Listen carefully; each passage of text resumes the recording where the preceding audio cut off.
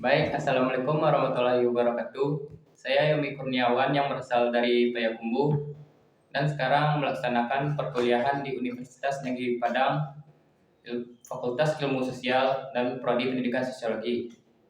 Dan sekarang saya lagi bersama, mungkin boleh perkenalan Bang?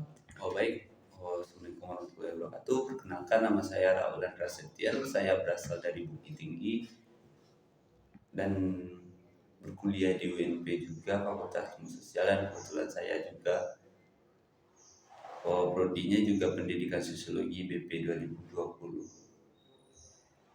Nah, kebetulan Abang ini juga senior saya di kampus dan kebetulan Abang ini habis melakukan apa namanya ini PLK. PLK di salah satu SMA di Padang. Nah, bicara mengenai pendidikan ya Bang, menurut Abang sendiri, apa yang menjadi permasalahan penting dalam sistem pendidikan?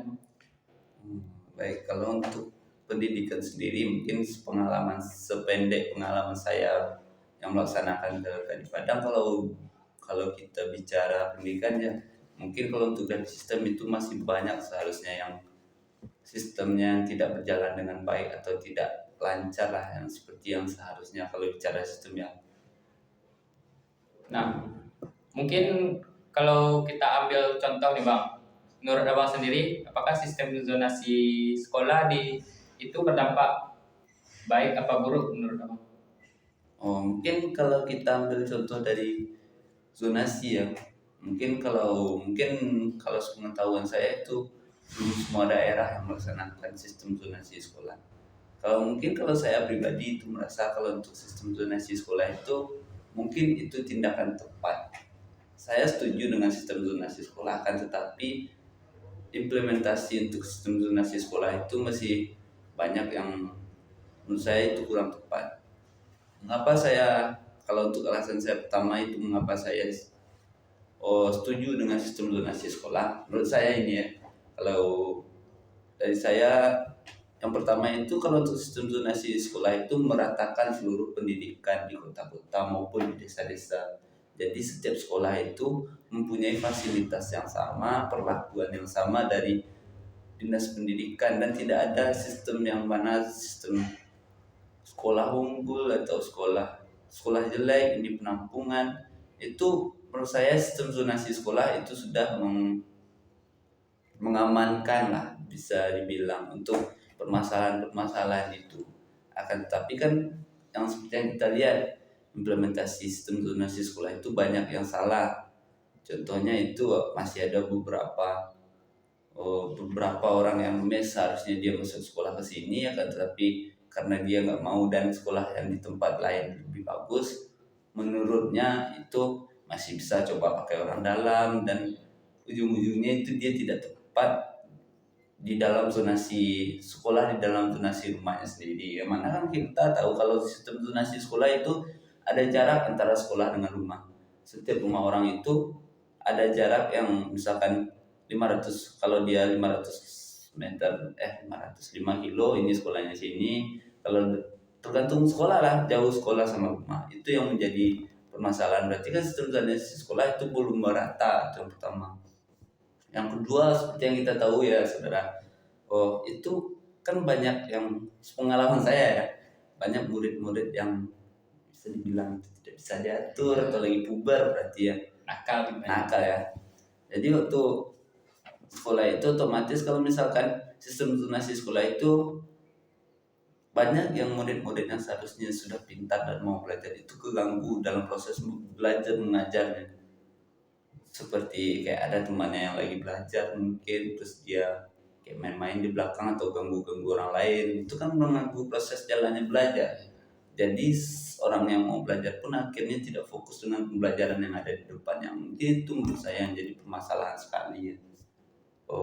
Kalau dari sistem zonasi sekolah mungkin itu. Nah, gini Bang, kan itu Bang tadi nyebutkan semua permasalahan kan Bang? Nah, menurut Abang nih, pendidikan Indonesia ini apakah sudah masuk ke dalam prosedur yang sudah dirancang oleh Dinas Pendidikan, Bang?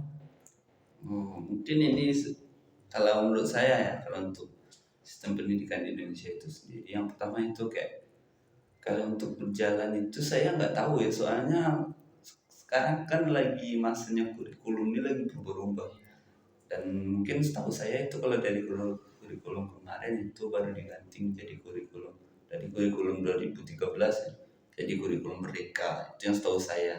Jadi kalau kurikulum merdeka ini kan perbedaannya itu lebih kayak kemandirian siswa gitu, apa yang diinginkan siswa, apa yang bagaimana cara belajarnya itu siswa sendiri yang menentukan, makanya dinamakan kurikulum merdeka.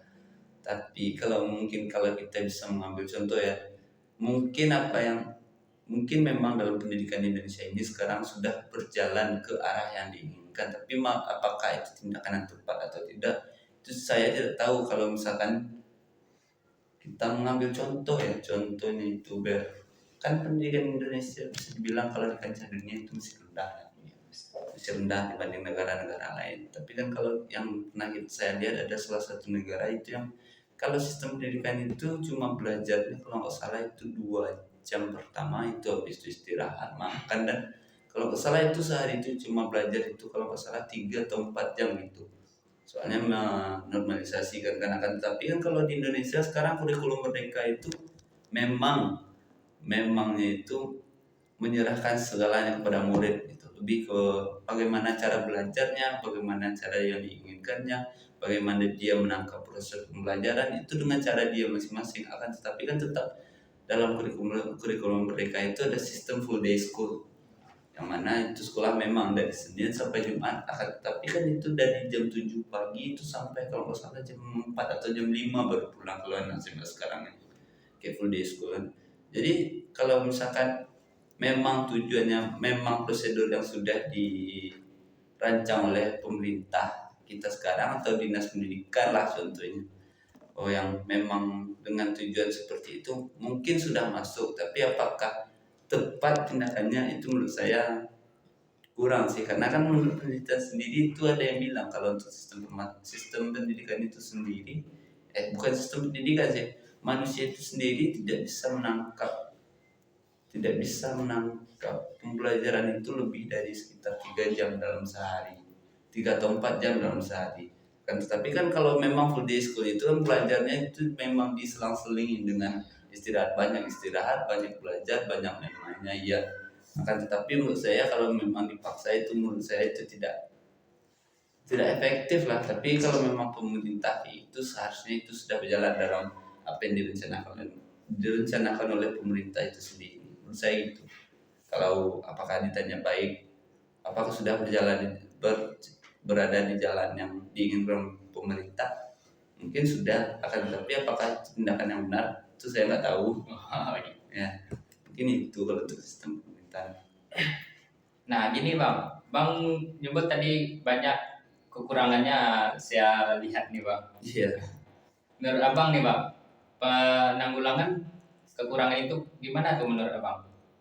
Mungkin kalau kita ambil dari sistem masalah zonasi tadi ya, mungkin kalau sistem zonasi tadi ini nggak tahu saya, memang berlaku cuma di apa ya, di semua sekolah. Tapi kan ada beberapa sekolah itu yang memang gurunya itu bukan tidak bisa mengajar jelek ya, tapi dia memperlakukan semua siswa itu dengan cara yang sama.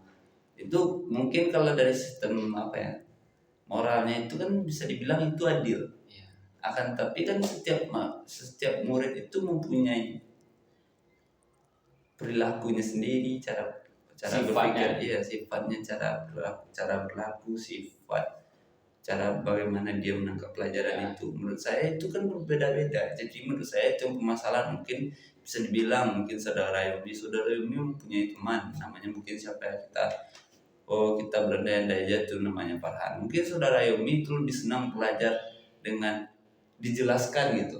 Akan tapi mungkin bisa saja teman Yomi itu misalkan Farhan itu lebih senang belajar menggunakan media.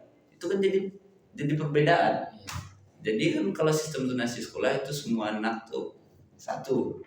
Akan tetapi menurut saya kalau untuk penanggulangannya mungkin memang dibikin lagi kayak apa ya, setiap anak yang masuk sekolah itu dikasih rentang waktu dulu. Seperti kalau saya, kebetulan saya juga sekolah swasta, itu diberi waktu dulu 3 bulan. Jadi awal masuk itu memang dicampur, habis dicampur dalam waktu 3 bulan. Dalam waktu 3 bulan itu, setelah 3 bulan pembelajaran berarti itu dikasih pilihan mau pindah ke, mau kelasnya IPS apa itu ya. Tapi kalau menurut saya itu lebih baiknya guru saja yang menentukan. Masalahnya kan dalam 3 bulan pertama itu guru sudah bisa melihat bagaimana tingkah perilaku siswanya. Mungkin ada yang senang belajar, ada yang senang bermain, ada yang suka ganggu mungkin. Atau yang suka tiduran aja. Suka tiduran aja walaupun dia diem tapi dia nggak nangkep apa-apa kan. Ya itu mungkin dalam 3 bulan menurut saya itu waktu cukup. Jadi menurut saya guru lebih bisa memilah-bilah bukan mahasiswa-siswanya.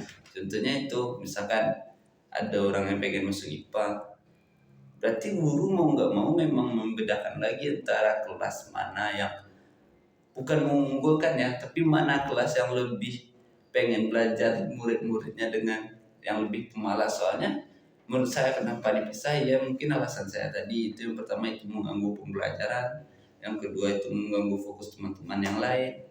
Secara nggak langsung ganggu kan, walaupun misalkan ada yang lagi menjelaskan dia ribut belakang, otomatis yang lain bakalan keganggu. Berarti guru harus memilah lagi baru masuk sekolah itu. Bukan dibatasi, dipilih-pilih. Misalkan dia agak rajin masukin ke kelas B, yang agak-agak nakal dimasukin ke kelas A. Jadi dipisah lagi, menurut saya kayak gitu yang jadi permasalahan kalau untuk sistem zonasi ya. Dan zonasi pun ya itu yang jadi permasalahan. Dan satu lagi mungkin saya bilang keunggulan sistem zonasi ya, kalau sistem zonasi itu menurut saya sendiri itu lebih mempermudah transportasi anak dalam sekolah. Yang mana kan setiap anak itu sudah ditentukan sekolahnya di mana.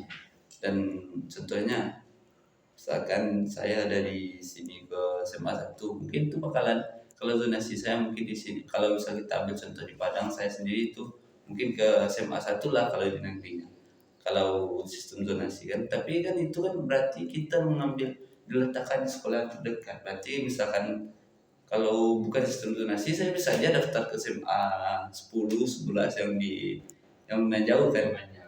Berarti kan kalau dengan sistem zonasi itu aturannya saya bisa 3 atau 2 kali naik angkot, itu cuma sekali jadinya. Itu kan mau menangani permasalahan transportasi siswa untuk pergi ke sekolah. Mungkin itu menurut saya untuk penanggulangannya. Mungkin itu aja. Baik Bang, terima kasih atas penjelasannya ini Bang.